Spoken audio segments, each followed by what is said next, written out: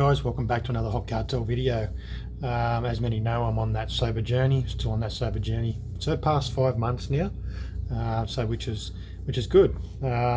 Feeling great, a lot more energy, a lot more focused on the business, a lot more focused on work, a lot more focused on getting out there and enjoying the great outdoors. So as you would have seen in previous videos, so I've mentioned that there's another channel. That's going really well. Only 7 videos, I think, at most at the moment. A few reviews there of some King's gear. 2 videos, I think it was, for a lookout, a boardwalk video that I've done while we were up the mid-north coast, and our latest venture out to Broke, to the free camp area out there in Broke. So that's going really well. 10 subscribers now. I do really appreciate those 10 guys jumping on board, yeah, giving a bit of a boost, which is great. I recently went into Dan Murphy's to try and pick up some Holston's alcohol-free beer. There's a new one just opened up locally near me. They had a couple of bottles of this particular beer I was after, which is the Holston's, and I wanted a carton of it. I've heard really good things about it.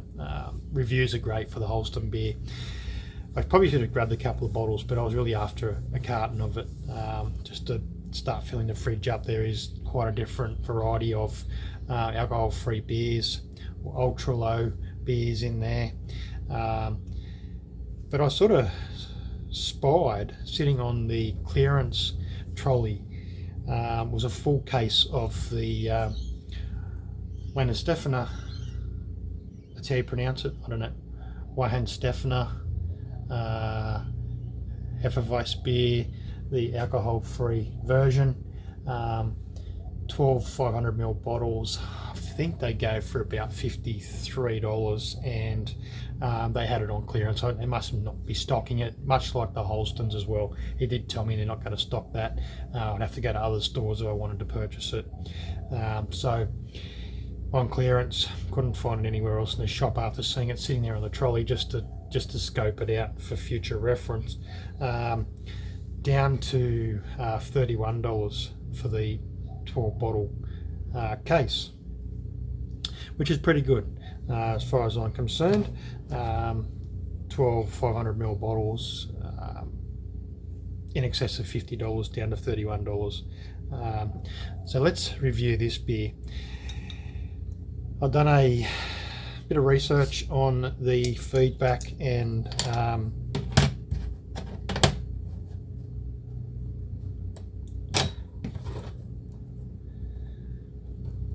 reviews of this beer, and they were good as well. A lot of people claiming they can't really tell the difference between the alcoholic version and the non-alcoholic version, apart from one small discrepancy. I'll call it a discrepancy, but much like a lot of alcohol-free beers versus their alcoholic counterparts, it is generally that one thing that sort of doesn't quite hit the mark with a lot of people.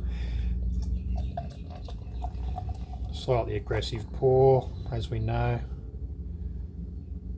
The AF beers or ultra low beers, they don't give up really good caps or head on their beers. This one's probably going to make a liar out of me. I know from one of the comments I've seen that of a review and feedback, this beer does have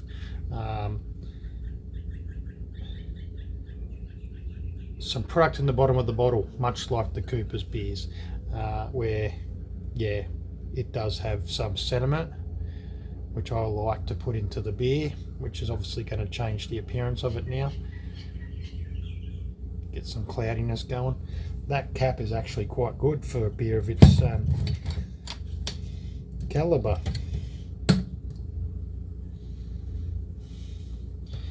Tell you what, from memory, the aroma that I'm just getting, I haven't even put my nose near it, but clove, slight spice banana that I'm getting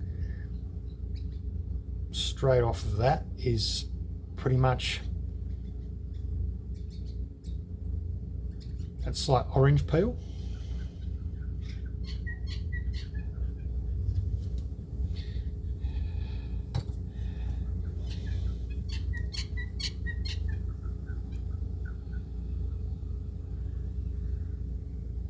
German Barbarian.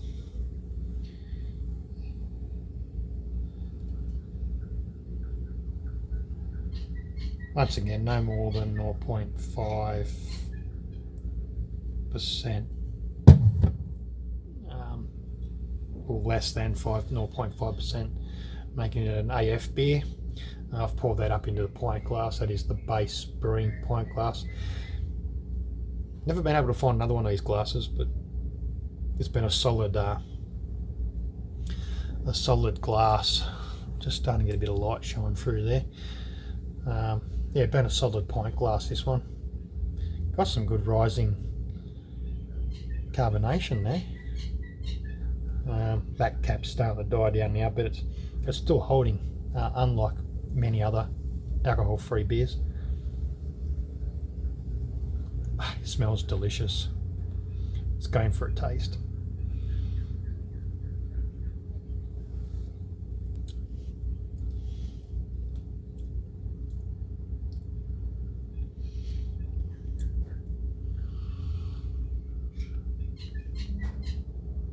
Oh, banana.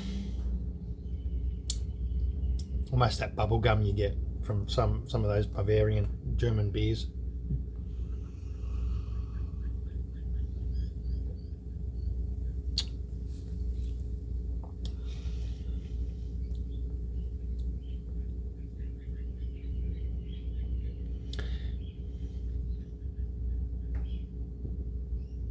So I guess once again the con of beers like this is that slight underwhelming mouthfeel,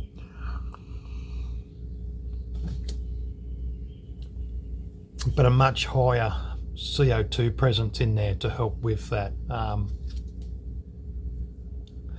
can never work out where that light's shining from. Obviously coming in under the ridge.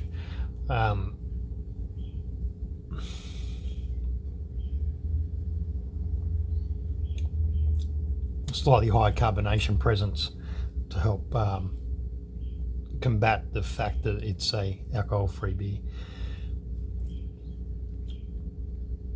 I certainly haven't wasted my money on this one. That's actually quite nice. I'd say it's just a little bit down on that mouthfeel.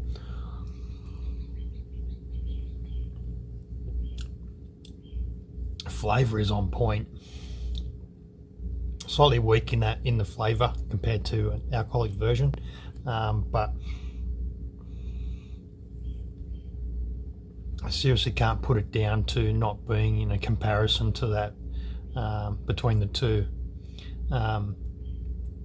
due to the fact that the presence of alcohol in a beer does alter the taste quite a bit. So it could just be that many of these beers, because they don't have a percentage of alcohol above, say, 4%, that they certainly do lack that balance of flavour. Not balance, but sort of that extra little sort of element of flavour that goes into a beer. But yeah, I rate that quite well.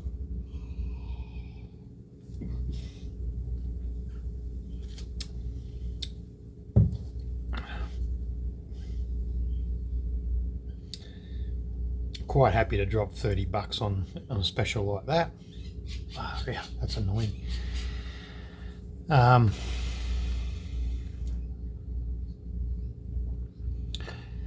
Mainly because I've seen people drop more money on soft drinks than a case of water, spring water. You know what I mean? That's, yeah. I rate it. Certainly another one I know I can put in the fridge and be happy with anytime I sort of feel like a beer, which is not really often anymore. I don't know, it's just I don't know what it is, but I'm so much more happier for it. Cheers.